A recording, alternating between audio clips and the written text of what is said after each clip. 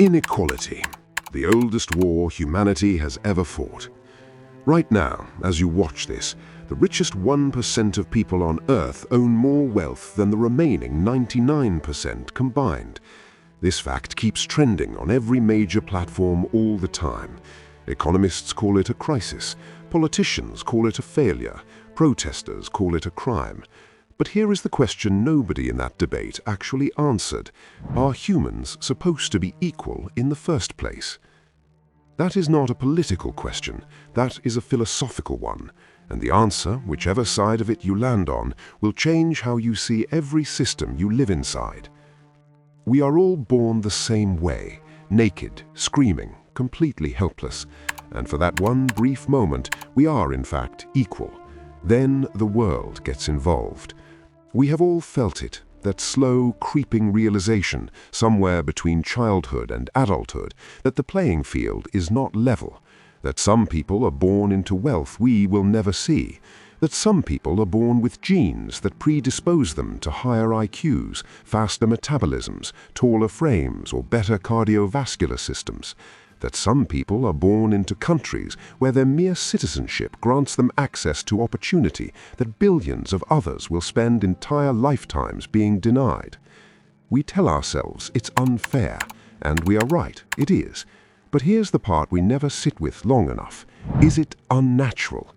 Because there is a difference, a vast, uncomfortable difference, between what is fair and what is real, between what we wish were true and what has always been true. And that gap is where every political revolution, every civil rights movement, every philosophical tradition, and every religious scripture has tried to plant its flag.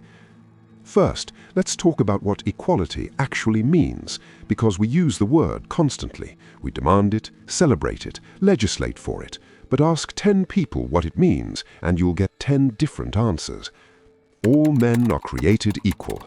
Thomas Jefferson, Declaration of Independence, 1776.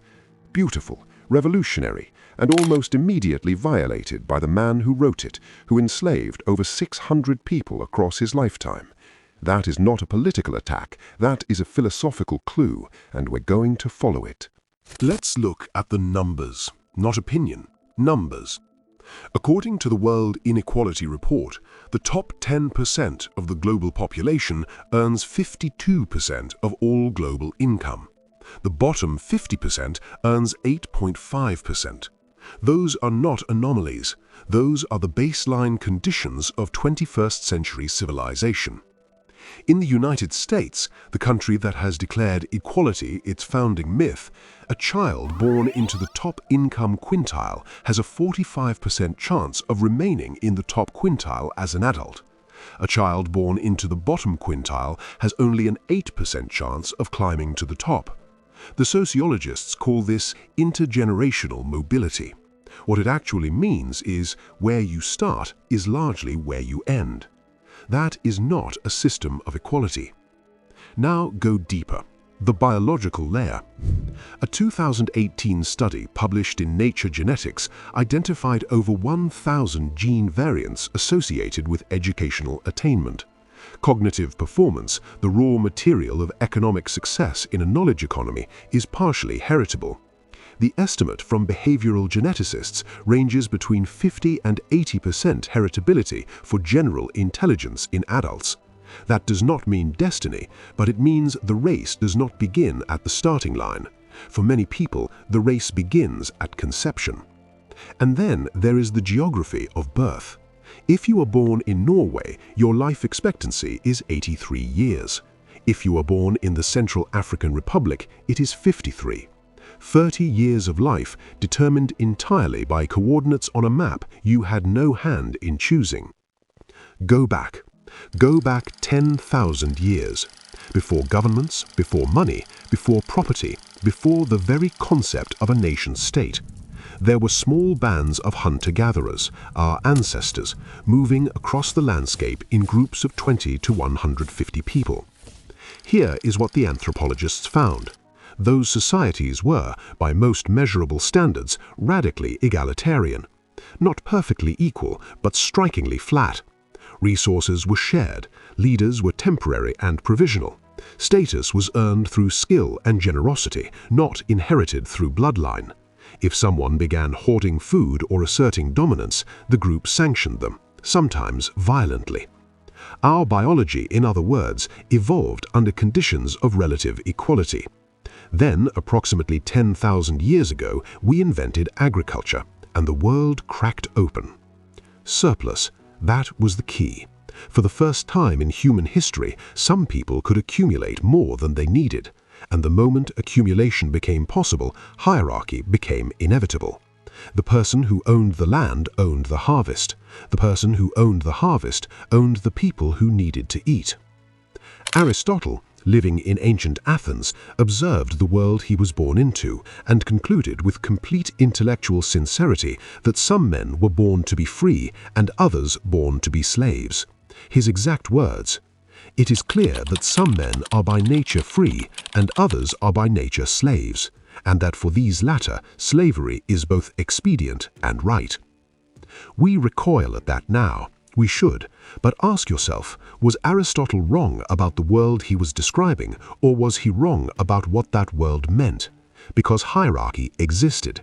It was visible, measurable, and forced. He simply made the catastrophic philosophical error of calling it natural rather than constructed. And we have been making the same error ever since, just with different vocabulary. Why, after 10,000 years of philosophy, religion, revolution, legislation, and protest, does hierarchy persist? Why, after the Declaration of Independence, the French Revolution, the abolition of slavery, the Civil Rights Movement, the Universal Declaration of Human Rights, the feminist movement, and every progressive wave in modern history, does inequality not only survive, but by most metrics accelerate? The answer lives in a concept called the equality paradox. Here is what it means. Every time a movement arises to flatten a hierarchy, to destroy the unjust distinctions between human beings, it creates a new one. The very act of organizing resistance to inequality requires leaders. Leaders accumulate power.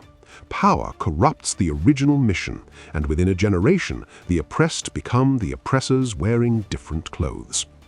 George Orwell named it in 1945, not with an academic term, but with 7 words that have outlasted almost every political manifesto of the 20th century. All animals are equal, but some animals are more equal than others. He was describing Stalin's Soviet Union, a revolution launched in the name of equality for the working class, which produced one of the most stratified, brutal totalitarian systems in human history. The pigs, the revolutionary leaders, simply replaced the farmers. The farm remained a hierarchy, only the faces at the top changed.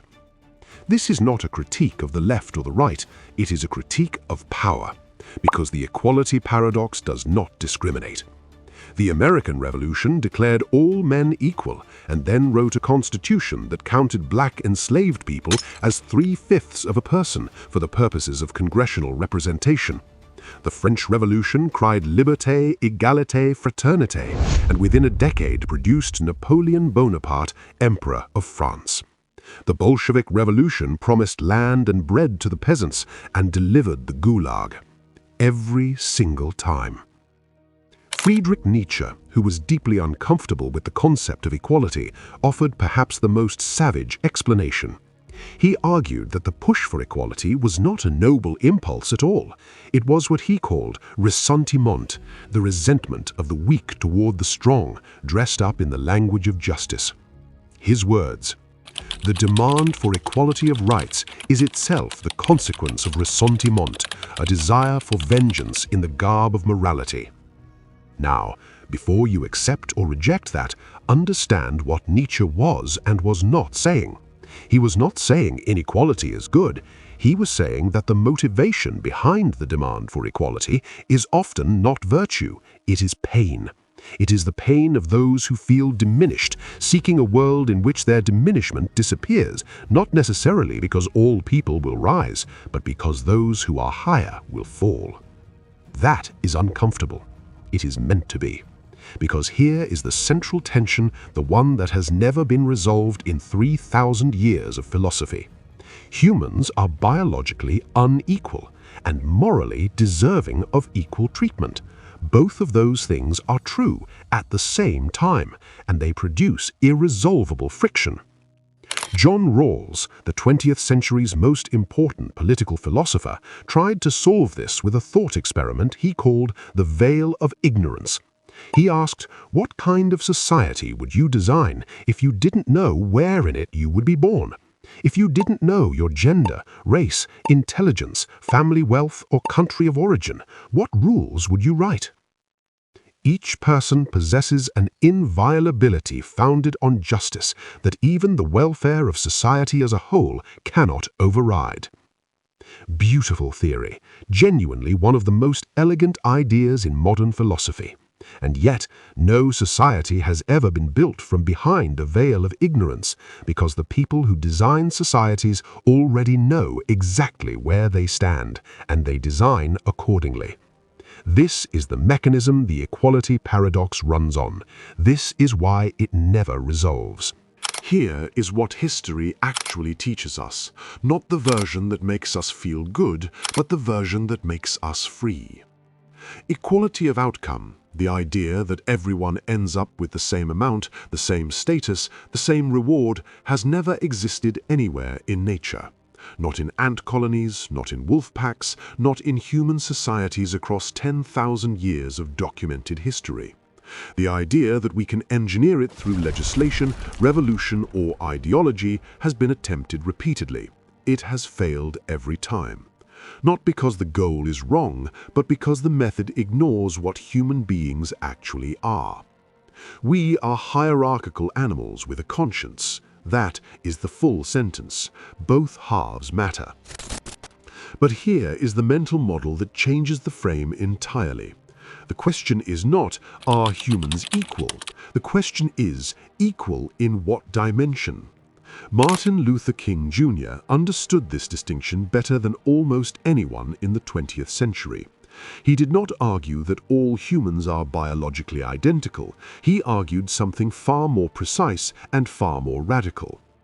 I have a dream that my 4 little children will one day live in a nation where they will not be judged by the color of their skin, but by the content of their character. Character. Not ability, not productivity, not net worth. Character. He was not demanding equality of capacity, he was demanding equality of dignity, and those are profoundly different things. Equality of dignity means no human life is worth more than another simply because of where it was born, what it looks like, or what it produces. It does not mean all lives produce the same. It means all lives are owed the same fundamental respect, the same protection from violence, the same access to the conditions that allow them to flourish. The hierarchy is not natural. It is manufactured, it is maintained, and, crucially, it can be unmade. Not through revolution. Revolutions, as we've seen, just change the faces at the top, through something slower and more dangerous to those in power. The people who built the hierarchies you live inside wrote the story of why those hierarchies are natural, are inevitable, are for your own good. They were wrong. Not because all humans are the same. We are not. We are wildly, magnificently, sometimes brutally different in our capacities, our circumstances, our starting points. But difference, biological, economic, circumstantial, has never and should never be the same thing as worth. You are not more or less human than anyone else on this planet. And the moment you truly believe that, not as a slogan, not as a political position, but as a lived operational truth, you become ungovernable by the systems that require your complicity to function.